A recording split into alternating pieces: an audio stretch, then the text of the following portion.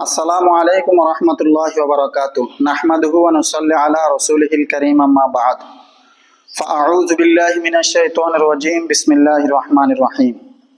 ভাই দোস্ত বুজুর্গ, আমি আমার থাম্বনেইলের মধ্যে দিয়েছিলাম, যদি মুনাফিক দেখতে চান ফরিদউদ্দিন মাসুদকে দেখেন। ফরিদউদ্দিন মাসুদকে দেখেন, এই কথাটা কেন বললাম?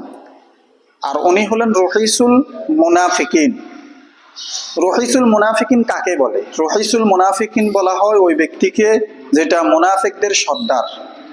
ভাই দোস্ত বুজুর্গ, এবার প্রশ্ন আসতে পারে, ওনার তো অনেক এলেম। ভাই দোস্ত বুজুর্গ, এলেম তো শয়তানেরও ছিল। আব্দুল্লাহ ইবনে উবাই রাসূল করিম সাল্লাল্লাহু আলাইহি ওয়াসাল্লামের একদম পিছনে নামাজ পড়তেন।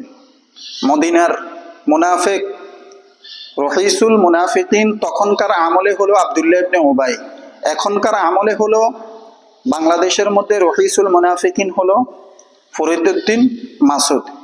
এই ফরিদউদ্দিন মাসুদ হলো আব্দুল্লাহ ইবনে উবাইয়ের খালতো ভাই, একদম পুরাপুরি খালতো ভাই। ভাই দোস্ত বুজুর্গ, ফরিদউদ্দিন মাসুদ হলো ওই ফরিদউদ্দিন মাসুদ যেই ফরিদউদ্দিন মাসুদ শাহবাগে নাস্তিকদের সাথে ব্লগারদের সাথে একসাথ হয়ে মিজানুর রহমান সাহেব এবং কি মতিউর রহমান নিজামী, তারপরে দেলোয়ার হোসেন সাইদি, এই সমস্ত বড় বড় উলামায়ে কেরামের ব্যাপারে শেখ হাসিনার সাথে এতাআত করে শেখ হাসিনার কাছে রিকোয়েস্ট করলেন যে মতিউর রহমান নিজামী, দেলোয়ার হোসেন সাইদি, আলী হাসান মোহাম্মদ মুজাহিদ, এদেরকে যেন ফাঁসি দেওয়া হয়। ভাই দোস্ত বুজুর্গ, আমি আর আপনি প্রত্যেকে জানি দেলোয়ার হোসেন সাইদি একজন বিজ্ঞ আলেম ছিলেন। দেলোয়ার হোসেন সাইদি নির্দোষ ছিলেন। ফরিদউদ্দিন মাসুদ ওই ফরিদউদ্দিন মাসুদ যে টঙ্গীর ময়দানে হক্কানে উলামায়ে কেরাম এবং ছাত্রদেরকে পিটিয়ে অনেক 13 জন না 14 জন ছাত্র এবং উলামায়ে কেরামকে শহীদ করে দিয়েছেন। ফরিদউদ্দিন মাসুদ হলো ওই ফরিদউদ্দিন মাসুদ যিনি উলামায়ে কেরামের বিপক্ষে সবসময় ভূমিকা রাখেন। ভাই দোস্ত বুজুর্গ, এলেম থাকলে হয় না, এরা হলো উলামায়ে সু। ফাইন্নাল উলামায়ে সুই হুমুল্লাযীনা ওয়াল্লাযীনা লা ইয়ামালুন। উলামায়ে সু ওই আলেমকে বলে যে এলেম অনুসারে আমল করে না, তাকে বলা হয় উলামায়ে সু। আমি আপনাদের কাছে আকুল আবেদন জানাচ্ছি যে আমার ভিডিও যারা দেখতেছেন সবার কাছে পৌঁছিয়ে দিবেন। আমি এই ফরিদউদ্দিন মাসুদের বিচার চাই। কেন ফরিদউদ্দিন মাসুদের বিচার চাই? যোগে যোগে এই ধরনের মুনাফিক যদি থাকে তাহলে ইসলামকে ধ্বংস করার জন্য অতি সহজ। একটি ভিডিওর মধ্যে আমি বলছিলাম যে ইসলামকে ধ্বংস করলো 3 শ্রেণীর লোকেরা। জুলুমবাজ শাসক। জুলুমবাজ কি? শাসক। এই জুলুমবাজ শাসক হলো কি? শেখ হাসিনা। জুলুমবাজ শাসকের সাথে তার সম্পর্ক ছিল, গভীর সম্পর্ক ছিল। কার? ফরিদউদ্দিন আল মাসুদ। তাহলে রাসূল করিম সাল্লাল্লাহু আলাইহি ওয়াসাল্লামের হাদিসের মধ্যে রাসূল কি বলেন? আল মারউ মাআ মান আহাব্বা ইলাইয়া। যার সাথে যার মহব্বত, তার সাথে তার হাসর নসর পাবে। কিয়ামতের কঠিন ময়দানে আল্লাহ সুবহানাহু ওয়া তাআলা যখন বলবেন ওয়ামতাজুল ইয়াউমা আইয়ুহাল মুজরিমুন, এই নাফরমানের দলেরা তোমরা পৃথক হয়ে যাও। তো রাষ্ট্রীয় শাসকদের, জুলুমবাজ রাষ্ট্রীয় শাসকদের সাথে যার সম্পর্ক ছিল সে তার সাথে দাঁড়াবে, চোর চোরের সাথে দাঁড়াবে, গাঞ্জাখোর গাঞ্জাখোরের সাথে দাঁড়াবে। ঠিক তেমনি ভাবে মুনাফিক মুনাফিকদের সাথে দাঁড়াবে। ঠিক তেমনি ভাবে হাসর নসর হবে এই ফরিদউদ্দিন মাসুদের এরকম জুলুমবাজ রাষ্ট্রীয় শাসকদের সাথে, আব্দুল্লাহ ইবনে উবাইয়ের সাথে। ভাই দোস্ত বুজুর্গ, বিরিয়ানি যখন গন্ধ হয়, নষ্ট হয়, তখন আর খাওয়া যায় না। ঠিক তেমনি ভাবে রহিসুল মুনাফিকিন আব্দুল্লাহ ইবনে উবাইরের মতো, আব্দুল্লাহ ইবনে উবাইরের খালতো ভাই হলো ফরিদউদ্দিন মাসুদ। ফরিদউদ্দিন মাসুদ বিরিয়ানির মতো গন্ধ হয়ে গেছে। থাক না হাজারো ইলম, থাক না কোটি ইলম। ভাই দোস্ত বুজুর্গ, আল্লাহ পাক রব্বুল আলামিন কি ইলম দেখেন? হ্যাঁ, ইলম কখন দেখেন? যার ইলমের সাথে আমল আছে। কালামে হাকিমের মধ্যে আল্লাহ সুবহানাহু ওয়া তাআলা বলেন, ইন্না আকরামাকুম ইনদাল্লাহি আতকাকুম, আমার কাছে সম্মানিত হলো তোমাদের মধ্যে কারা?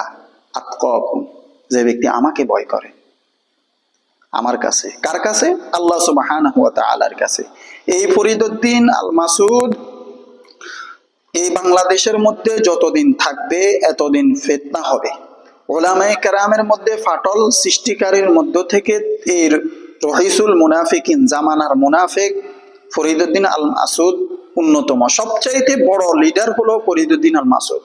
ভাই দোস্ত বুজুর্গ, ফয়জুল করিম সাহেব ফরিদউদ্দিন আল মাসুদের ব্যাপারে তিনি ভূমিকা রাখছেন। এই জেলখানা ঘিরাও করবেন, ওটা ঘিরাও করবেন, সেটা ঘিরাও করবেন। যখন আল্লামা মামুনুল হক সাহেবকে জেলখানায় আবদ্ধ করা হয়, মিথ্যা মামলা দেওয়া হয়, তখন ফরিদউদ্দিন আল মাসুদের বোবা হয়ে গেছে।